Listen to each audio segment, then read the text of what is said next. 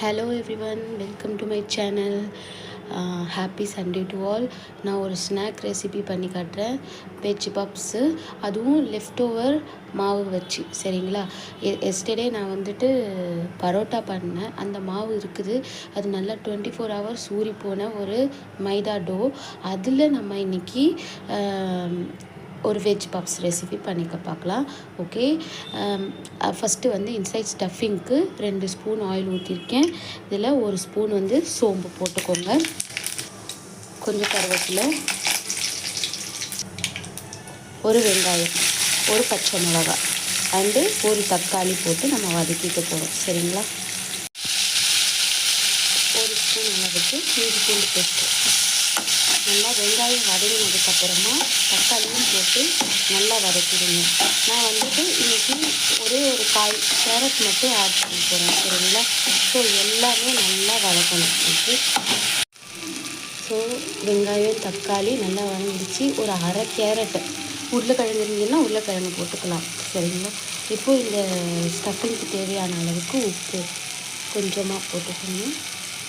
And 1 spoon அளவுக்கு red chilli powder, அரை spoon அளவுக்கு டர்மரிக் பவுடரு, அப்புறம் 1 ஸ்பூன் அளவுக்கு கொரியாண்டர் பவுடர் போட்டு வச்சு கொஞ்சமாக நான் வந்துட்டு டொமேட்டோ சாஸ் கொஞ்சம் ஊற்றிருக்கேன். ஓகே, அப்புறம் அதே மாதிரி ஒரு அரை ஸ்பூன் அளவுக்கு கரம் மசாலா தூள் போட்டு நல்லா இந்த எக்ஸிஸ்டிங் மாவு இருக்குதுன்னு சொன்னேன்ல, அதோ பரோட்டா பண்ண மாவு, அது வந்துட்டு நல்லா 24 ஹவர்ஸ் கிட்ட ஊறிடுச்சு. ஸோ அந்த மாவை நான் வந்துட்டு இப்படி தின் ஷீட்ஸாக, இந்த சமோசா ஷீட்ஸ் இருக்கும்ல, அந்த மாதிரி அந்த அளவுக்கு எவ்வளோ தின்னாக பண்ண முடியுமோ பண்ணி ரெடியாக வச்சுருக்கேன். மொத்தம் 8 லேயர்ஸ் வச்சுருக்கிறேன். இது நம்ம ஒரு வாட்டி இப்படி பண்ணிக்கலாம். சரிங்க? ஓகே, தேய்ச்சிட்டு இந்த மாதிரி நான் கட் பண்ணி வச்சுருக்கேன். இப்போது நம்ம இதில் ஸ்டஃபிங் வைக்கலாம். ஓகே,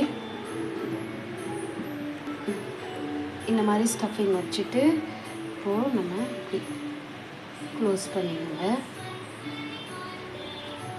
ஓகே, இந்த மாதிரி. ஓகே, எந்த பட்டரை எதுவுமே பண்ணலங்க, வெறுமனே மாவு நம்ம எவ்வளோக்கு எவ்வளோ பிசைஞ்சு நல்லா ரெடியாக வச்சுருக்கோமோ அந்த இதுதான். ஓகே, ஆயில் ஹீட்டாக இருக்குது, பொரிச்சு எடுத்துடலாம். அவ்வளோதாங்க, லெஃப்ட் ஓவர் மாவு வச்சு ஒரு வெஜ் பப்ஸ் ரெடி பண்ணியாச்சு. அந்த நம்ம பேக்கரி பப்ஸ் அளவுக்கு இல்லைனாலும் நல்லா இருக்குங்க. நீங்களும் ட்ரை பண்ணி பாருங்கள், சாஃப்டாக இருக்குது. ஓகே.